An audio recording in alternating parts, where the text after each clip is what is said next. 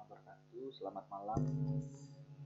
Berjumpa lagi dengan saya Rahmat Sulaiman. Kali ini kita ada di pertemuan keempat dalam mata kuliah metode perancangan perangkat lunak. Oh, enggak. Kalau yang satu ini rekayasa perangkat lunak. Habisnya kalian dua kelas sama itu. Oke, pada pertemuan keempat ini saya akan membahas tentang model proses pengembangan perangkat lunak. Tapi ini bagian kedua.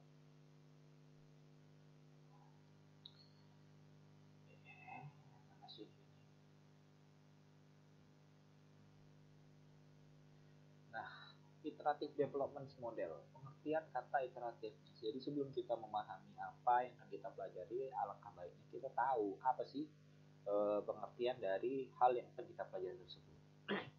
Perulangan iteratif merupakan perulangan yang melakukan proses perulangan terhadap sekelompok instruksi, di mana perulangan tersebut akan berhenti jika batasan syaratnya sudah terpenuhi. Ini seperti apa ya? Seperti logika aja. Cuman kalau beberapa kondisi dan syarat sudah terpenuhi, maka dia akan dianggap selesai. Nah, dalam perangkat lunak, kelebihan perulangan iteratif itu ada beberapa, yaitu pertama, dia gampang dipahami dan gampang dilaksanakan.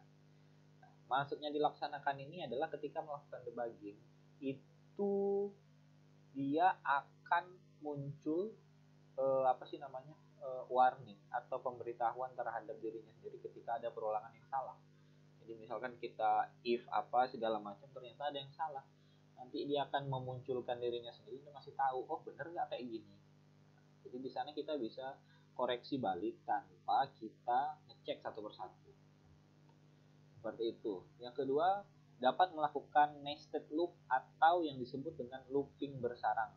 Ini sudah paham lah kalian. Ini biasa nih dipakai terus ini. Yang ketiga, proses lebih singkat karena perulangan terjadi pada yang telah disesuaikan. Dan keempat, jarang terjadi overflow karena batasan dan syarat perulangan yang jelas. Ini tadi maksudnya. Kalau syarat-syaratnya jelas itu perulangannya kan gampang gitu. Kondisi 1 terpenuhi, kondisi 2 terpenuhi, kondisi 3 tidak terpenuhi, maka dia akan balik lagi atau lanjut ke kondisi berikutnya. Iterative Enchantment oleh Basili dan Tarnat 1975.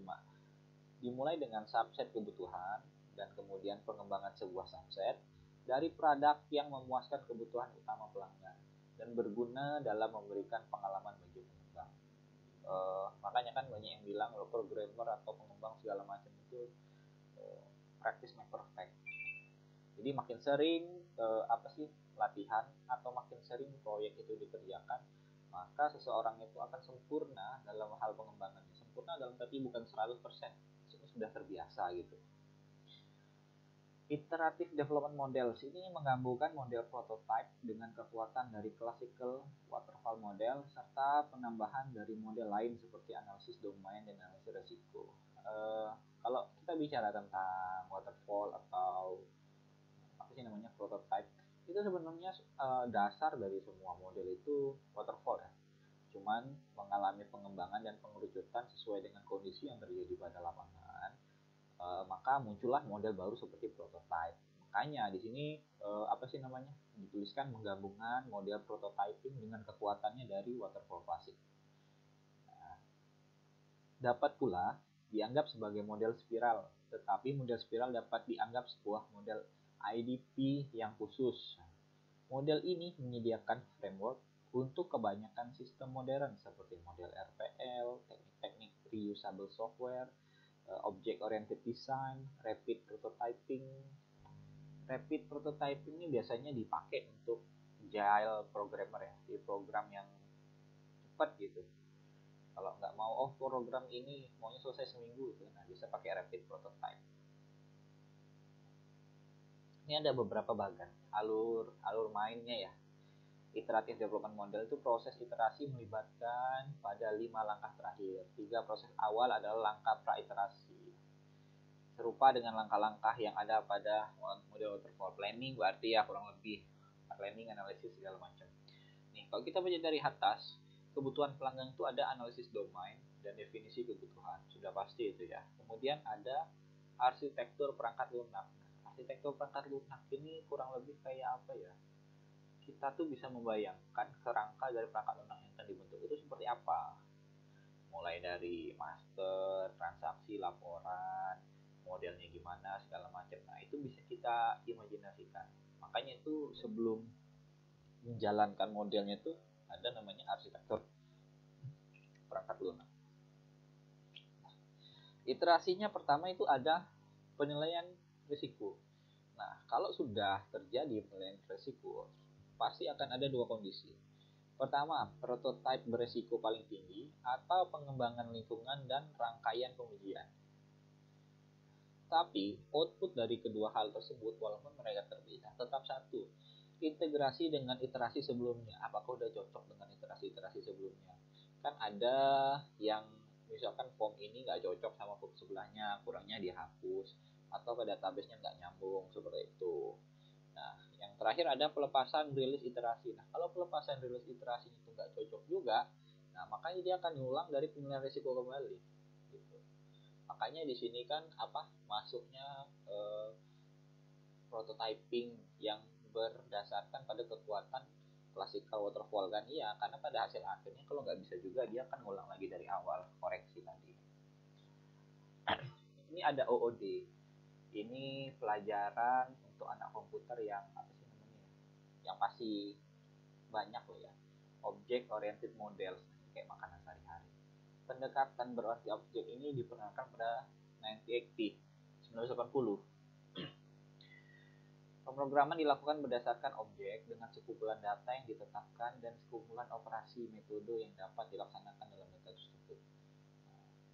Branson and Harness pada 1992 mengusulkan suatu proses pengembangan objek oriented untuk berskala besar yang berpusat pada metodologi yang mempunyai 8 langkah utama yang didukung oleh, ini bisa kita baca, tracking, investigation, dan aturan-aturan yang berlaku. Nah, pada tahap logikanya juga dibagi menjadi 3. Analisis perancangan implementasi itu secara umum tuh. Analisis perancangan implementasi ini juga dasarnya pada itu tadi, waterfall. Analisis berpusat pada perolehan dan penyajian kebutuhan pelanggan dengan cara yang singkat. Namanya analisis ya, kita menganalisa semua kebutuhan yang akan kita butuhkan. Entah itu dari segi pengguna atau dari segi pengembang. Perancangan melibatkan perubahan sistem penting sehingga dapat diterapkan pada sekumpulan hardware dan software. Kemudian ada mengoptimalkan penggunaan ulang, reuse, dan menciptakan kelas yang dapat digunakan kembali. Kalau penerapannya ini mengambil kelas-kelas yang telah ditetapkan untuk penyelesaian. Ini seperti manggil fungsi lah ya. Tidak terlalu sulit lah saya rasa. Kedelapan langkah dimaksud adalah pertama ini model sistem penting, yaitu menggambarkan sistem yang memperhatikan pada lingkungan hardware dan perangkat lunaknya atau software. Yang kedua, memperoleh calon kelas penting. Kelas itu kumpulan kode-kode tuh yang nanti akan kita pisah. Oh, kelas ini untuk ini, kelas ini untuk ini. Jadi pembagian pengerjaannya pada perangkat lunak itu nanti lebih spesifik. Menggunakan sebuah teknik yang diberi nama carving. Kalau artinya kan carving, mengukir ya, untuk mengidentifikasi metode-metode dan calon-calon kelas penting dari model penting seluruh sistem. Kenapa kita harus pakai kelas? Karena fungsi kelas itu nanti bisa dipanggil di sini, di sana. Jadi kalau kita menerapkannya pada satu form, artinya itu akan berfungsi pada form tersebut, nggak bisa dipanggil. Bisa dipanggil, tapi akan terjadi dua fungsi.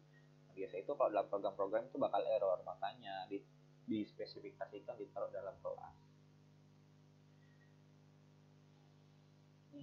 Ketiga, membatasi model penting dimodifikasi untuk bekerja dalam batasan lingkungan implementasi target. Makanya kan kalau dalam kelas itu pasti kita analisis dulu. Oh, ini nih bisanya digunakan pada kelas apa-apa saja. Di paling atas program itu biasa dipakai gitu kan. Dideklarasikan dulu ini untuk apa. Memperoleh kelas tambahan. Ini cuma tambahan aja. Ini maksudnya adalah metode dan kelas calon tambahan dikhususkan untuk lingkungan implementasi yang diseleksi berdasarkan aktivitas yang ditambahkan saat membatasi model penting. Ibaratnya kelas dalam kelas itu. Calon kelas penting dan calon kelas tambahan dibersihkan dan diorganisasikan dalam satu hierarki. Nah, ini dia. Ada misalnya kayak gedung lah ya, gedung utama. Nah, di dalam gedung utama tuh ada kelas lagi. Di dalam kelas itu juga kan biasa ada toilet atau apa. Nah, itulah maksudnya menyatukan kelas dalam kelas. Jadi ada struktur kelas yang paling utama, paling gede seperti gedung, ada yang tahapan keduanya seperti ruang kelas beneran, dan yang terakhir ada juga yang lebih dalam lagi atau tambahannya itu seperti toilet dan segala macam. Nah, biasanya kelas-kelas yang ada di dalam itu dia mewarisi sifat yang ada di induknya. Kalau namanya pewarisan itu di program. Nah, menetapkan antarmuka. Ini kalau di Indonesia kan jadi aneh, interface itu, rancangan layarnya ibaratnya. Interface, deklarasi objek, dan definisi kelas ditulis berdasarkan penyatuan kelas-kelas yang didokumentasikan. Menyelesaikan rancangan. Nah, pada tahap ini rancangan modul implementasinya akan diselesaikan. Maksudnya semua yang udah kita kerjaan dari kelas tadi segala macam nanti akan disatukan dalam satu modul implementasi. Nah, menerapkan solusi, tidak semua itu ngasih solusi yang baik ya. Maksudnya mereka cuma bikin aja perangkat lunak udah sampai jadi sesuai dengan syarat-syarat dan kondisi tertentu udah selesai. Tapi beberapa dari mereka ada juga yang sampai mengimplementasikan dari kelas-kelas yang dikodekan dan telah diuji. Nah, setelah itu ada beberapa kondisi di mana program itu nggak bisa digunakan. Maksudnya kan misalkan A, kita buka menu A, terus di bawah menu A tuh ada menu B, sub lagi, datanya ada menu C lagi. Nah, ketika itu dibuka, dia muncul error gitu kan. Nah, gimana solusinya itu? Biasanya solusinya diulang lagi ke A atau dikasih pesan apa sih namanya? Item ini tidak bisa di apa segala macam. Itulah maksudnya. Tapi ada juga solusi-solusi lain di mana kondisi yang tidak memungkinkan tersebut dialihkan ke link-link yang lain gitu. Itu kalau yang udah biasa bermain sama program-program perangkat lunak, apalagi yang berbasis desktop itu mudah gitu kayak gini. Cuman kita mainkan aja, alihkan solusinya. Saya rasa cukup sampai di sana ya, karena kalian juga membaca gitu kan materi-materi yang ada gitu. Nah, untuk pertanyaan dan yang lainnya seperti biasa lihat di Classroom, nanti akan saya bahas di sana atau akan kita bahas di pertemuan berikutnya. Oke, selamat malam, semoga bahagia. Assalamualaikum warahmatullahi wabarakatuh.